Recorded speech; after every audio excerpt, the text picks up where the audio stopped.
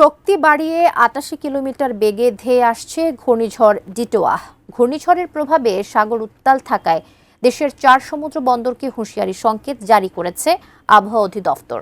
এবার জানা গেল এই ঘূর্ণিঝড়টি কোন উপকূলে আঘাত হানবে। ঘূর্ণিঝড় ডিটোয়া নিয়ে বিস্তারিত জানাচ্ছেন শেখ ফরিদ।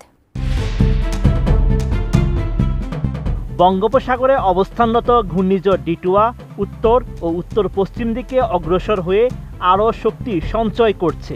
বর্তমানে এই ঘূর্ণিঝড় কেন্দ্রের ৫৪ কিলোমিটারের মধ্যে বাতাসের একটানা সর্বোচ্চ গতিবেগ ঘন্টায় ৬২ কিলোমিটার, যা দমকা বা ঝোড়ো হাওয়া আকারে ৮৮ কিলোমিটার পর্যন্ত বৃদ্ধি পাচ্ছে। ২৮ নভেম্বর ৬ নম্বর বিশেষ বিজ্ঞপ্তিতে এমন তথ্য জানায় আবহাওয়া অধিদপ্তর। এতে বলা হয়েছে, শ্রীলঙ্কা উপকূল ও তৎসংলগ্ন দক্ষিণ পশ্চিম বঙ্গোপসাগর এলাকায় অবস্থানরত ঘূর্ণিঝড় ডিটোয়া উত্তর ও উত্তর পশ্চিম দিকে অগ্রসর হয়ে বর্তমানে একই এলাকায় অবস্থান করছে।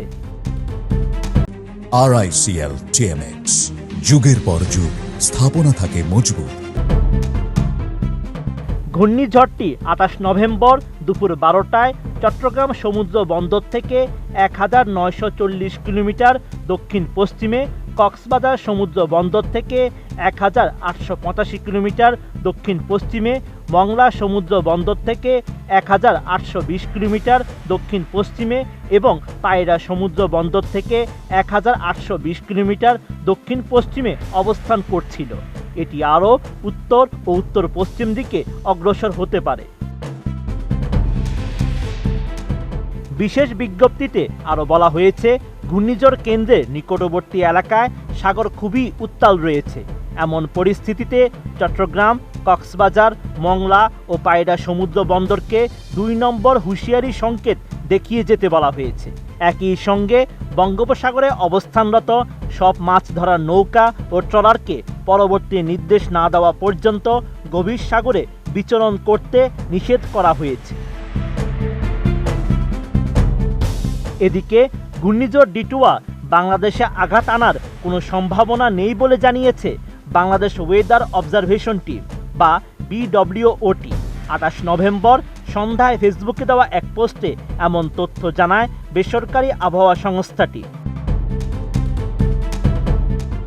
ফেসবুকে BWOT জানায়, শ্রীলঙ্কায় প্রবল বর্ষণ ও ঝড়ো হাওয়া সহ বেশ দীর্ঘ সময় ঘূর্ণিঝড় ডিটোয়া সেখানে অবস্থান করছে।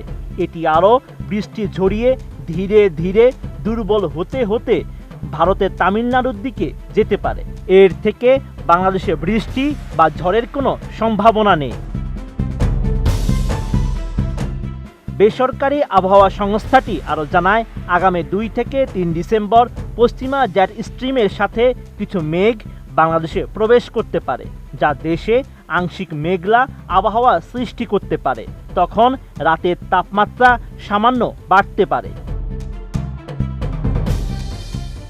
Sheikh Farid, ATN news.